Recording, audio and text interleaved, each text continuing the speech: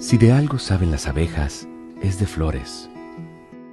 Hay de todo tipo y para todos los momentos. Lo importante no es solo su color, tamaño o forma, sino lo que hace sentir cada una. Y para esos sentimientos trabajan. Igual que el Banco Central, que trabaja para hacer florecer la economía y que sientas estabilidad. Para ese sentimiento de tranquilidad, para ese sentimiento de crecimiento y desarrollo, para que la primavera llegue a todos los sectores y los planes de muchos den grandes frutos. Banco Central de la República Dominicana, 75 años trabajando por una estabilidad que se siente. En Idopril, velamos porque los derechos de seguridad laboral de los trabajadores sean respetados a través de la Ley 397-19, beneficiando así a más de 2 millones de empleados en el sector público y privado. Idopril, salud y seguridad laboral, responsabilidad de todos. Para más información, accede a nuestro portal web www.idopril.gov.do.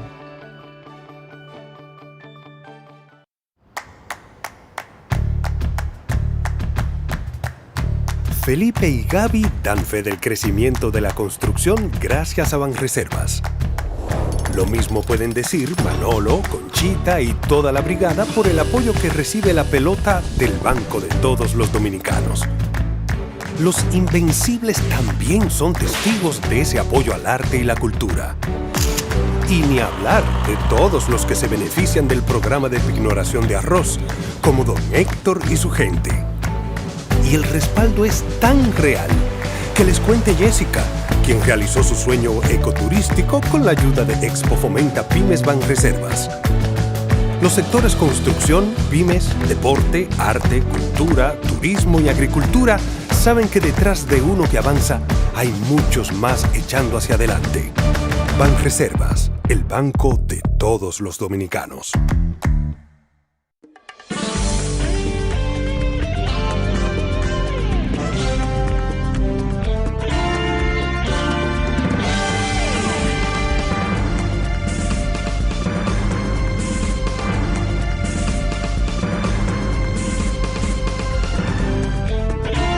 Muy buenas tardes, amables televidentes. Bienvenidos a su cita diaria crepuscular y nocturna en Teleimpacto, que es al final de la tarde despidiendo el sol o comenzando la noche. Ponga su caridad en buenas manos. Apoye el Patronato de Lucha contra el Cáncer de Villa González Incorporado. Genuina institución de apoyo al prójimo más carenciado. 809-443-8010. También el Hogar Escuela Santo Domingo Sabio, otra genuina, también sabia decisión de usted para esa genuina institución, recibir su apoyo, su caridad, ponerla en esas manos seguras de los salesianos de la Iglesia Católica, para cuidar de estos jóvenes que pueden ser, como hemos dicho, muchas veces atraídos por el crimen, absorbido por esa delincuencia creciente en los barrios, principalmente los barrios más humildes, esos barrios muy carenciados, barrios que están hacinados, como hemos dicho otras veces. Entonces el joven se desespera y en esa condición de tugurio, señores, en que viven, un hábitat infrahumano, ¿qué le queda? Como se dice, del tugurio al cementerio. Por Dios, ¿qué trabajo hacen los salesianos en esa institución de apoyo a jóvenes que están en alto riesgo, que es Santo Domingo Sabio? Y es una sabia decisión de la Iglesia Católica, de los salesianos, de formar esos jóvenes que, como decimos, van alimentando el crimen, se convierten en esos tugurios, esos barrios, esos guetos, se convierten en viveros del crimen, en esqueje del crimen y del delito. Hay que apoyar este tipo de instituciones porque mientras tanto, señores, y yo voy a ampliar aquí un poco porque lo decía la semana pasada, esos barrios hay que tratar de ayudar, de los gobiernos tienen que tratar de mejorar la calidad de vida en esos barrios. ¿Por qué que usted no puede seguir viviendo? En las condiciones que están, nunca vamos a acabar con delincuencia. Porque, repito, son viveros. Ok, se está haciendo la avenida del puerto allá abajo. Está limpiando, arreglando esa zona y está muy bien. Y es una avenida que ya se diseñó, creo, desde los tiempos de Balaguer, que se hizo la avenida del puerto y se tiraron los ejes por ahí para... Y ya se habían marcado las casas, recuerdo yo, por bienes nacionales para seguir la avenida esa del muelle, todo ese borde oeste del río Osama.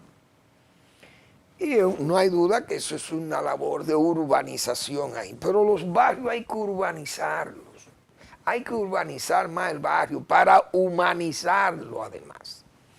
¿Por qué? Porque esas cosas que nosotros decíamos la semana pasada, y aquel ejemplo que yo puse del Joyo de Chulín, señores, ver aquello y luego ver a la Nueva Isabela, esa urbanización con todos sus edificios limpios, pintados, organizados, con calles, con drenajes, con alcantarillado sanitario y pluvial, con agua potable, con energía eléctrica, con iluminación del área habitable, es decir, y con accesibilidad por una avenida que lo conecta con... La gente salió del Hoyo de Chulín y jamás se ha oído hablar del Hoyo de Chulín, ni se ha oído hablar de los cartones. Esos nombres desaparecieron del mapa. Pero hubo que hacer esa labor de urbanización, de urbanización y humanización del barrio. Pero mientras estén estos barrios en las condiciones que están, un baño, en la parte de atrás se bañan 14 o 50 o 30 gente allí, las familias, las niñas, tienen que desvestirse, bañarse ahí con un reguero de hombres. Y, bueno, imagínense ustedes, en un ambiente así, ¿qué joven puede crecer con un ánimo desarrollista, de cambio, de formarse como un buen ciudadano? Termina él viviendo, como hemos dicho, del tugurio al cementerio. Esa es la esperanza de vida de ese joven. Entonces él es el barrio se convierte, como yo he dicho, en un vivero, en un almacio del crimen, lamentablemente. Bien. Ayer hubo el sábado hubo la manifestación anunciada por la Fuerza del Pueblo. Señores, y yo puedo decir lo siguiente. Hay un refrán viejo que dice que no se necesitan lentes para... ¿Cómo que dice el refrán? No hay peor ciego que el que no quiera ver. Y yo pienso que para un partido en formación práctica, porque está en formación, porque hoy el señor Leonel Fernández, tenía que presentar en la Junta Central Electoral su matrícula. 2.030.008 afiliados que están sujetos a la ponderación y a la verificación de la Junta Central Electoral. El presidente Fernández dijo, cuando presentó su listado, que ahí no habían duplicaciones, ni habían, no recuerdo la expresión, SIC, pero que era revisable y que se podía confirmar y comparar con los demás padrones de los demás partidos, que no habían repeticiones. Bueno, eso es una garantía de limpieza y de franqueza y de transparencia en el ejercicio de la política. Entonces, 1439 días había yo calculado, desde que Leonel Fernández salió de su organización política, y vamos a decir que rompió ese punto ciego en esa competencia, esa lucha con Danilo Medina, o eso, se rompieron los lazos, también se puede mejor, más claro, de ese enfrentamiento con Danilo Medina en ese Partido de la Liberación Dominicana. Una gran parte de esos compañeros entendieron que Leonel Fernández no era el hombre que tenía como ese bagaje para ese quehacer diario que se necesita para formar un partido político y darle vida y desarrollarlo. Y diríamos que lo minimizaron. Y el propio Danilo Medina diría, no, no déjenlo, que él se va a freír en su propia salsa, como se dice vulgarmente. Porque Leonel no se va a fajar como vos, como Juan Bosch, no va a encontrarnos a nosotros para fundar un partido respetable, un partido grande. Por tanto, él se va a subsumir ahí, como se dice, ahí se va a consumir. Repito, porque no tiene la audacia para el quehacer diario, qué sé yo, me imagino yo que pensarían en sus compañeros y dirían, ya nosotros tenemos el nuevo hombre en Danilo Medina, que le podía salvar de la debacle que le venía cuando se fue Leonel Fernández de ese partido del PLD, que fue su talismán, porque hay que decir esa verdad, era el hombre de los triunfos del PLD. Esta gente pensaron que Danilo Medina era todo y único y que lo podía eternizar en el poder y que tenía esa magia para incluso llevar a Gonzalo Castillo a la presidencia de la República. Pero todas las cosas salieron muy mal para el gobierno del PLD o de Danilo Medina, no hay duda de ello. Entonces nació la Fuerza del Pueblo y ese acto, el 23/9 habrá que llamarlo. Ese acto ha consolidado, ya ha afianzado al Partido Fuerza del Pueblo como una, diríamos, una fuerza política definitoria, o un partido político o una formación política definitoria en la política dominicana. Ese acto del sábado, hay que decir lo siguiente, señores, más que el acto de concentrar a la gente, es la movilización de gente que se mueve en ese ambiente de meeting, en ese ambiente de manifestación política. Porque yo pude caminar, darle la vuelta a la plaza. Primero, las calles estaban, se podía caminar en las calles, porque las calles se respetaban. Es decir, la 27 de febrero, dando la vuelta a la rotonda, seguía para Herrera, para allá, para la Isabel Aguiar. Y así se podía caminar. Claro, había bloqueo, había mucha gente ahí cubriéndose en la sombra.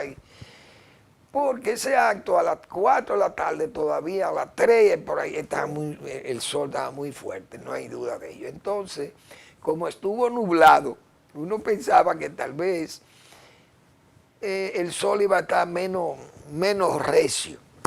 Pero el problema fue que entonces se fueron las nubes y brilló ese sol ahí, ese sol estaba muy fuerte. Pero la movilización, cuando uno va a esos mítines, yo me acuerdo, por ejemplo, los mítines de Balaguer. Aquel mítin que llovió, aquel martes 13, recuerdo yo, ahí en la Kennedy. En ese mítin había una solidaridad con Balaguer y un desafío que le hicieron a Balaguer en el martes 13, eso fue en el 86, no, recuerdo, sí, antes, sí, en las elecciones del 86. Ese meeting sorprendió a todo el gobierno del PRD, de Salvador Jorge Blanco, recuerdo yo. Y la gente llegaba hasta, por lo menos en la Tiradentes, la gente llegó como hasta la Delta, por ahí, donde estaba la Delta. En la Máximo Gómez, hacia el norte, llegaba como hasta la San Martín, a la Antillana Comercial, por ahí. Había mucha gente por ahí ya regada. Porque la gente tiende a regarse y no se concentra todo. Pero al llover, entonces la gente cerró ese meeting ahí, yo me acuerdo, y eso se empaquetó ahí, como dice la gente, porque fue un reto. Entonces, los mítines grandes aquí, la gente viene del interior, pero la gente se queda cerca de sus autobuses y no se quiere meter mucho hacia el centro de la manifestación y se mantiene afuera. Entonces, yo el sábado pude ver muchísima gente, pero mucha gente, miles de gente, dispersos. Las guaguas estaban en doble fila, la Luperón, hasta el canal. En doble fila, después de Jumbo por allá. Es decir, ahí había muchos vehículos, muchos vehículos. Yo tengo las imágenes que se han publicado y traje unas imágenes que salieron publicadas hoy en el periódico El País de España, de una manifestación que hubo en España. Una manifestación donde en España más o menos cuentan también. Más o menos cuentan, tienen algún respeto por contar, no contar la gente uno a uno, sino estimar con seriedad cuánta gente puede haber en X sitio. O han medido las plazas ellos anteriormente, las calles, y ya más o menos por ese tienen un estimado. Pero yo voy a mostrar ese meeting del PP en la calle de Madrid. Ahí ellos anunciaron que habían 40,000 personas en esa manifestación. No se ve bien atrás, pero está bien tupida la calle, bien llena. Es como si fuera un gran brazo grande, un río grande. Bueno, ahí se ve mejor. Ahí están los líderes, veo a Aznar, ahí está Rajoy, Mariano Rajoy, y el nuevo líder del Feijóo, el nuevo líder del PP de España. Ahí están esos tres líderes, Aznar, un líder muy importante de la formación Partido Popular, y el propio Rajoy, que gobernó en tiempo de crisis España con una crisis terrible y la sacaron a flote. Porque hay que decir esa verdad, que Rajoy llegó ahí con 5 millones de parados. Esa manifestación se estimó en 40,000. Ahora, vamos a ver lo de la fuerza del pueblo. Porque, señores, son dos brazos, ahí hay varios brazos. Esos lugares de la plaza de la bandera estaban, primero, el trabajo que se hizo de hacer esa tarima fue un trabajo espectacular. Tengo que felicitar a los que construyeron, porque eso fue un trabajo de ingeniería muy bien hecho también.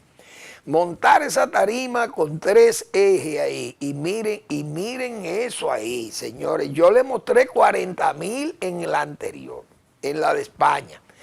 Y miren esos 3 ejes que hay ahí.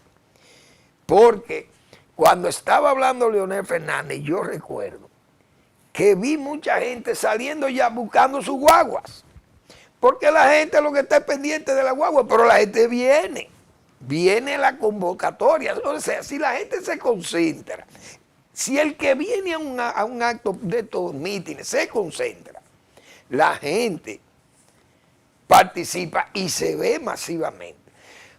Por eso, porque hay mucha gente que viene temprano de los pueblos, no hay duda. Entonces, si no hay una logística cercana, porque un problema que tiene la Plaza de la Bandera es que no hay negocios cercanos, no hay colmados cercanos. Entonces la gente tiene que desplazarse muy lejos a buscar agua o a buscar cerveza y refresco o algo que masticar, porque no es fácil para gente que viene del interior y pasarse 4 o 5 horas parado ahí o sentado en la grama. Entonces eso no es fácil.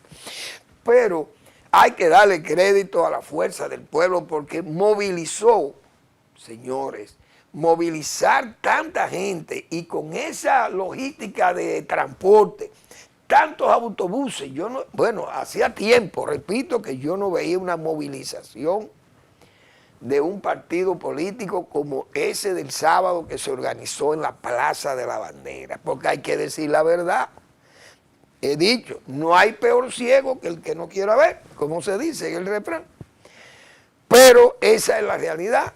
Yo digo que esa de España se estimaron 40.000 en la de España, y esta manifestación, pienso yo, que doblaba esa de España. Debo decir eso con franqueza. Porque esto es un lugar muy grande también. Esa Plaza de la Bandera es un área sumamente grande. Y hay áreas que se dejaron, vi áreas verdes que fueron, no las tocaron, como dicen, porque esas áreas iban a ser muy maltratadas. La grama parece que es una grama que ahí dio, yo me acuerdo, esa grama dio brega a pegarla también. Pero el asunto es que la manifestación fue exitosa para la Fuerza del Pueblo, un partido nuevo, y debo decir lo siguiente, el liderazgo de Leonel Fernández sigue siendo un liderazgo respetable, porque aquí hay que ser honesto. Es Leonel Fernández un hombre con una ecuanimidad, como hemos dicho, pedestre. Lo hemos dicho aquí, un hombre sin púas vengativas, una persona que no arrima odios gratuitos con nadie, se atizan los leños inquisitoriales contra él de muchos de sus adversarios, que no son pocos, y ese señor ni se inmuta, porque hay que decir esa verdad, que tiene una ecuanimidad pedestre. Por tanto, su liderazgo, su oficio, yo he dicho, ha sido presidente de la República. Ese es el oficio de Leonel Fernández. Tiene una candidatura con peso electoral. Hay que verlo ahí, porque esas no son cosas... Ese tipo de manifestación no la puede hacer una organización, ni siquiera mediana, puede hacer una manifestación de ese tipo. Entonces hay que reconocer esa cosa, que la Fuerza del Pueblo demostró que es un partido ya de verdad, un partido fuerte, un partido que ya es una fuerza definitoria, repito, en la política nacional. Vamos a la pausa.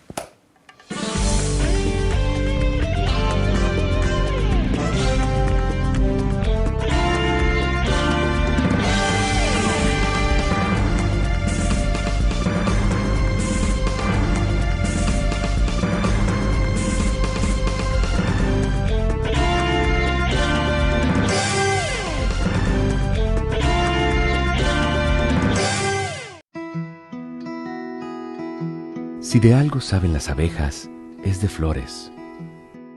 Hay de todo tipo y para todos los momentos. Lo importante no es solo su color, tamaño o forma, sino lo que hace sentir cada una. Y para esos sentimientos trabajan. Igual que el Banco Central, que trabaja para hacer florecer la economía y que sientas estabilidad. Para ese sentimiento de tranquilidad, para ese sentimiento de crecimiento y desarrollo, para que la primavera llegue a todos los sectores y los planes de muchos den grandes frutos. Banco Central de la República Dominicana, 75 años trabajando por una estabilidad que se siente.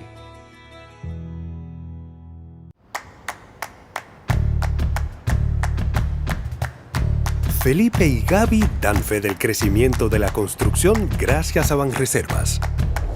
Lo mismo pueden decir Manolo, Conchita y toda la brigada por el apoyo que recibe la pelota del banco de todos los dominicanos. Los Invencibles también son testigos de ese apoyo al arte y la cultura. Y ni hablar de todos los que se benefician del programa de pignoración de arroz, como don Héctor y su gente. Y el respaldo es tan real que les cuente Jessica, quien realizó su sueño ecoturístico con la ayuda de Expo Fomenta Pymes Banreservas. Los sectores construcción, pymes, deporte, arte, cultura, turismo y agricultura saben que detrás de uno que avanza hay muchos más echando hacia adelante. Banreservas, el banco de todos los dominicanos.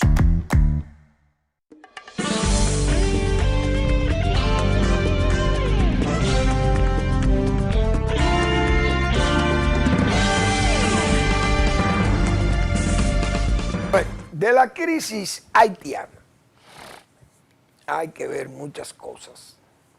Declaraciones que para mí no me crean sorpresa, tanto por el presidente Abinader de República Dominicana como el señor Henry de Haití, que no es presidente, eso no es más que un muñeco que está allí haciendo un papel de primer ministro de un país donde no hay un Estado, o un Estado fallido, un Estado colapsado, un Estado sin ejército, sin marinas, sin apenas unos policías que no dan abasto con nada, pero tienen alguna fuerza porque hay vivencia, hay vida, hay diarismo en Haití. Es verdad que no hay una institución firme, creíble en Haití, no la hay ahora mismo, pero el pueblo está ahí, porque si Haití tiene 10 millones de habitantes, los 10 millones no están fuera de Haití. Pueden haber 2 millones fuera, o 3 o 4, pero quedan 6 o 5 allí, entonces algo hacen. ¿Y cómo esa gente vive? Y hay además gente que tiene muchísimas cosas que perder y no lo pierden en Haití. Es decir, Haití está colapsado y todo, es verdad, pero todavía ahí hay mandos, porque se puso en evidencia cuando mandaron 12, 15 o 20 o 30 policías armados o policías militares, no sé cómo ligar estas dos cosas, o militares policiales, porque puede ser al revés también, para ir a darle protección a la construcción del canal de llamada, porque así es que yo le llamo a ese, canal de llamada, es lo que están haciendo, porque eso es un cajón que está en un flume, es lo que están haciendo esos haitianos, y una locura, Dios mío. Pero eso es para llevar agua, para alguien mojar por allá y venderla, qué sé yo, vender el agua, esos haitianos son herreráis.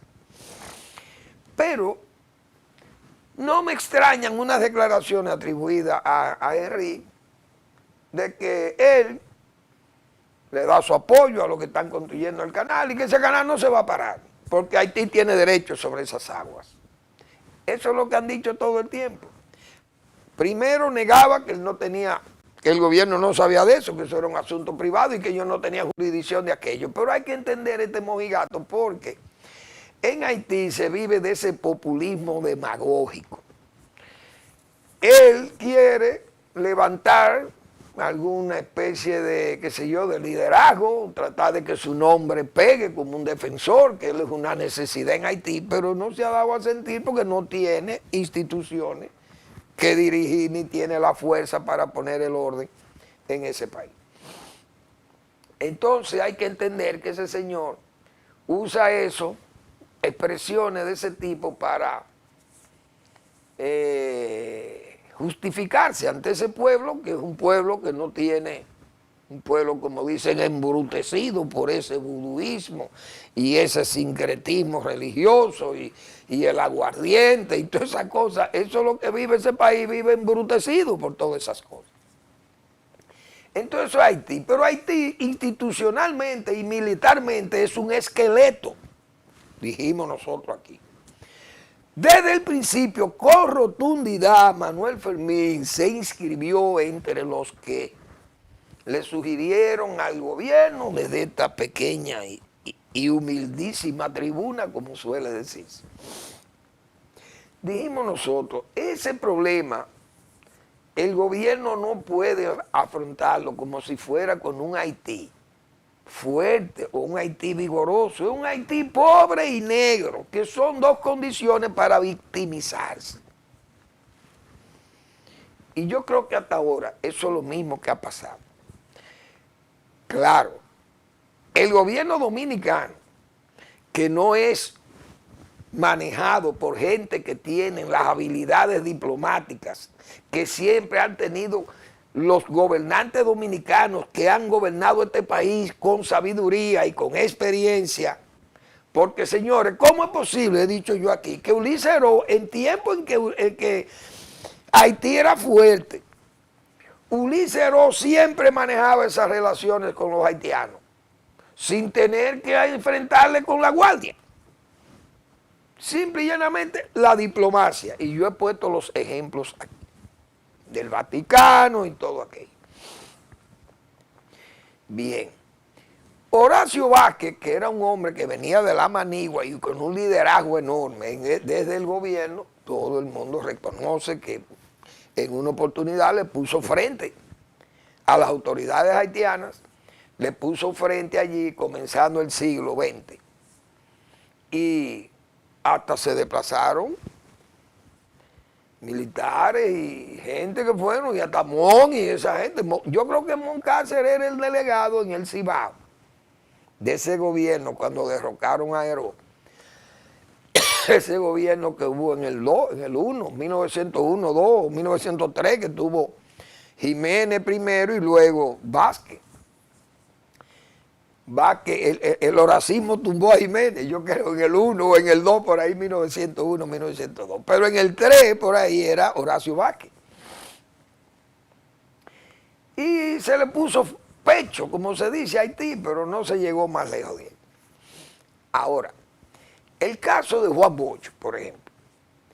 Cuando Juan Bosch desafió al gobierno haitiano por los asuntos de la embajada dominicana que fue asaltada por los tontomacú de Duvalier, que por cierto no sabemos nada, porque aquí hay gente que en esas redes dicen muchísimas cosas, pero vimos ahí, dije que habían incendiado una parte, pero eso no se sabe, no sabemos nada de qué está pasando con la embajada dominicana allá en Haití.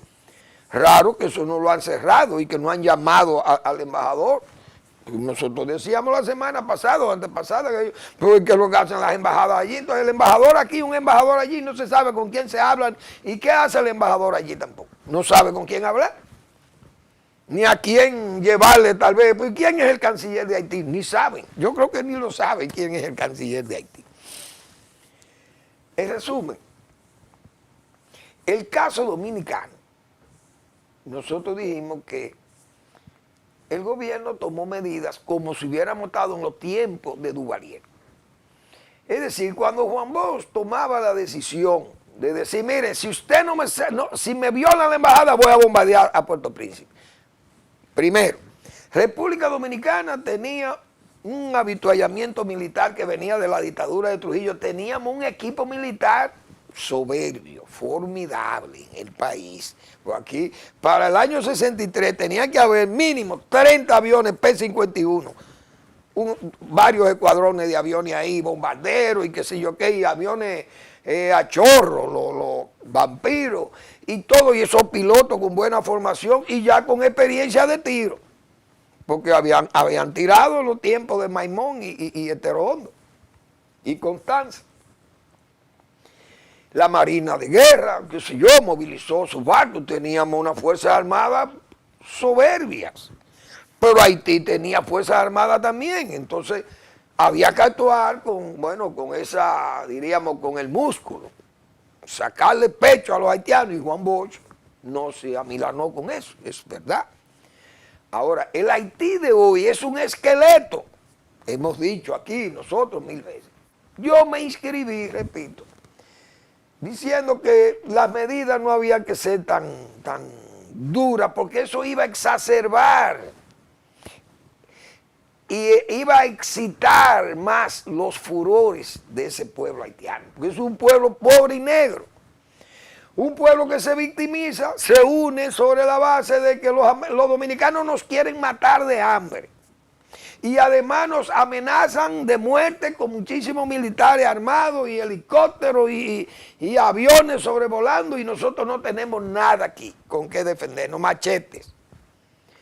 Eso, no hay cosa más terrible para que una tribu de esa, una tribu zulú de esta de Haití, se excite y esa gente, usted le regala 4 toneladas de ron, óigase bien, y le monta una brujería de esa, una bruja de esa que ellos tienen ahí. Y esa gente se montan como zombies y creen ellos que son más fuertes que la Unión Soviética en su época. Porque es un país que está en unas condiciones muy precarias, sin vida institucional, sin autoridades que lo guíen, sin líderes. Ese es un país que está salvaje, suelto allí con muchísima gente, y gente pobre, humildísima. Decíamos nosotros, bueno, está bien que se le ponga presión a la zona de Juana Méndez, esa zona de ahí, porque ahí es que se está haciendo el canal, la gente de ahí tiene mucho intercambio con la frontera dominicana, pero que hay un Haití que ni sabe de eso. Es un Haití que está por otro lado, pero que necesita de un mercado, que ya nosotros tenemos ese mercado y que no es fácil establecer mercado, decía yo. Porque hay gente que usted lo oye, podemos venderle huevo a Cuba, vayan a venderlo. Y es fácil, usted levanta un mercado de la noche a la mañana, o a Guyana. Eso no es así tan fácil. Vamos a venderle los plátanos a Guyana, vamos a venderle los pollos y los huevos y los cerdos a Guyana, que no los compra. No es tan fácil, no es así. Así no se establece el mercado tan fácil. Entonces Haití, decíamos nosotros, eso es exacerbar, excitar los furores de ese pueblo. Estos populistas demagógicos como el Ariel Henry, que yo he dicho que es un gobernante saprófito porque vive de la descomposición que hay en Haití, mientras ese Haití está así, efervescente, eso le beneficia a él para quedarse en el poder, porque si el Haití se organiza, él se tiene que ir del poder. Incluso él sabe que si llega a la misión de Naciones Unidas, su tiempo está medido, porque Naciones Unidas va a buscar la forma de que hayan unas elecciones, que se vaya Ariel Henry de ahí y que entonces con esas elecciones se establezca un gobierno ahí que pueda estabilizar a Haití con el apoyo de esas fuerzas de intervención o de, qué sé yo, como le llaman ellos, hay que decirle de intervención porque es una intervención. Pero Ariel Henry, como siempre sucede con esos países como Haití, él va a querer aprovecharse de esa situación y montar su liderazgo o querer hacerse un líder importante en una facción que lo puede elegir presidente de Haití. Y él se queda ahí 5 años elegido por esa constitución haitiana. Más lo que ha estado cubriendo se llena de gloria. Pero él sabe que esa descomposición le conviene, por eso él la agita, la atiza, y como lo amenazaron los pandilleros, entonces ¿qué tiene que hacer? Buscar pueblo. Esas declaraciones no nos preocupan o no nos deben preocupar, porque ellos han mantenido esas cosas dubitativas. Un día dicen que sí, un día dicen que no, que apoyan, que no, que yo no puedo cuidar aquello, pues yo no tengo fuerzas armadas. En resumen, apareció alguien que mandó. Por tanto, ¿cuál era la actitud que nosotros decíamos para el gobierno dominicano? Vamos a arbitraje. Pero eso lo dijimos desde el principio. No me gusta el cierre total de esa frontera porque, primero, el presidente va a sufrir muchas presiones.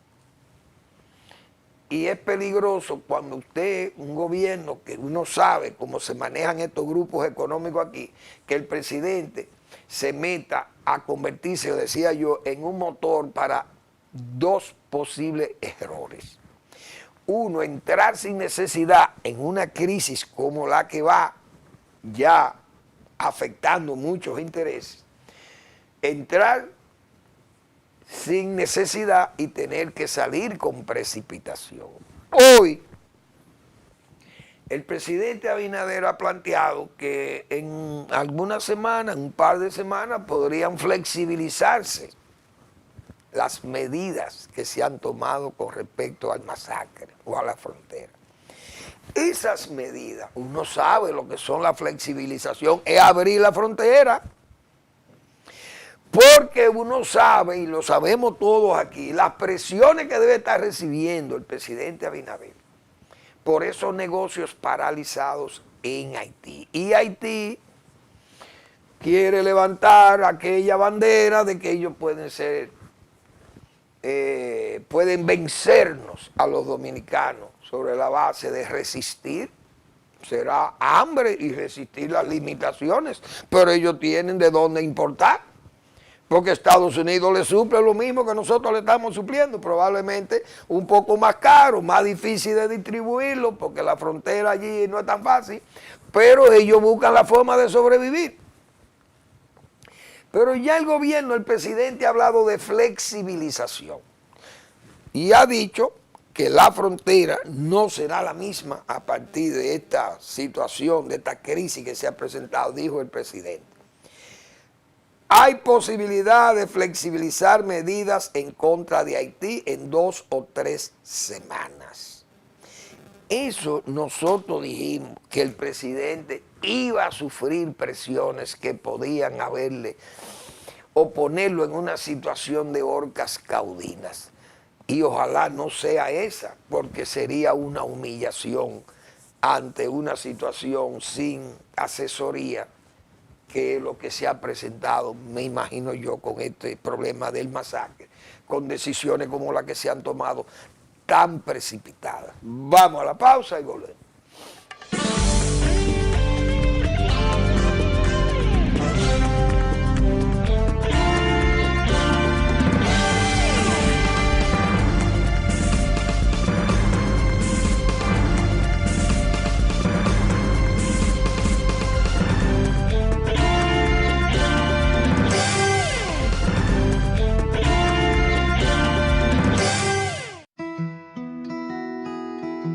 Si de algo saben las abejas, es de flores. Hay de todo tipo y para todos los momentos. Lo importante no es solo su color, tamaño o forma, sino lo que hace sentir cada una. Y para esos sentimientos trabajan. Igual que el Banco Central, que trabaja para hacer florecer la economía y que sientas estabilidad. Para ese sentimiento de tranquilidad, para ese sentimiento de crecimiento y desarrollo, para que la primavera llegue a todos los sectores y los planes de muchos den grandes frutos. Banco Central de la República Dominicana, 75 años trabajando por una estabilidad que se siente. En Idopril, velamos porque los derechos de seguridad laboral de los trabajadores sean respetados a través de la Ley 397-19, beneficiando así a más de 2 millones de empleados en el sector público y privado. Idopril, salud y seguridad laboral, responsabilidad de todos. Para más información, accede a nuestro portal web www.idopril.gov.do.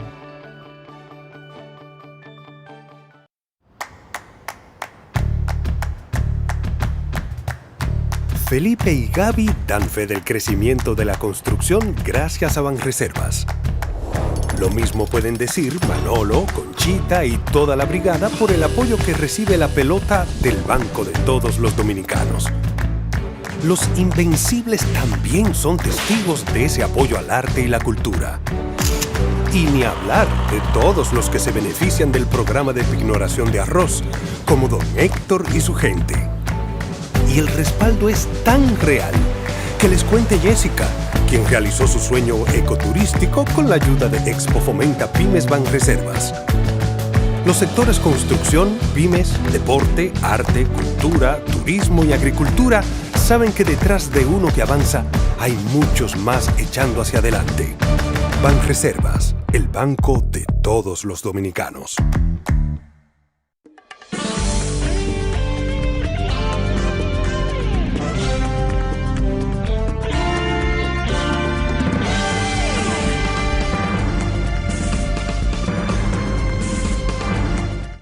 El viernes decía yo, el viernes pasado, que habló la almohada.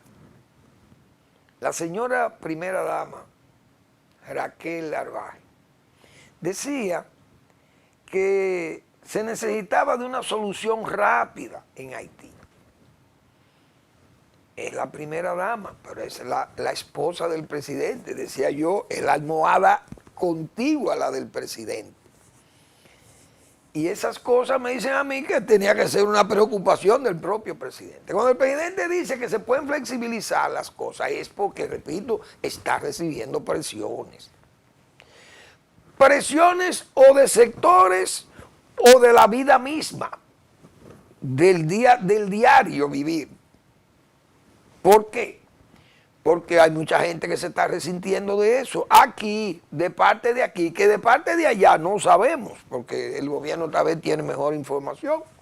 Tal vez el embajador dominicano rinde un informe y dice cómo está la situación allí, cuál es el ambiente en las ciudades grandes de Puerto Príncipe y esas ciudades por ahí, cuál sería el ambiente que se está viviendo en Haití con respecto al cese de las exportaciones dominicanas, uno no sabe. Además, hay mucha gente que tiene intercambios médicos y cosas de eso, gente que vienen de allá, centros médicos, ¿no? Está todo frenado ahí, aviones y barcos y todo está frenado. Eso que dice el presidente, uno no sabe, puede ser, repito, presiones de todo. Ahora, el presidente ha hablado de 2 o 3 semanas, pero yo leyendo esta noticia hoy de Blinken, el canciller norteamericano, que ha dicho el señor Blinken, dice aquí, poco antes, el secretario de Estado de Estados Unidos, Anthony Blinken, anunció durante un evento ministerial con motivo de la Asamblea General de Naciones Unidas que Washington se ha comprometido a apoyar con hasta $100 millones la futura misión. Además, anunció que Estados Unidos dará 65 millones suplementarios para profesionalizar a la policía haitiana. Muy bien, Estados Unidos sabe que tiene que cagar pesado, como dice. Ahora, oigan este parrafito final. Con nuestro apoyo, esta misión puede desplegarse en cuestión de meses.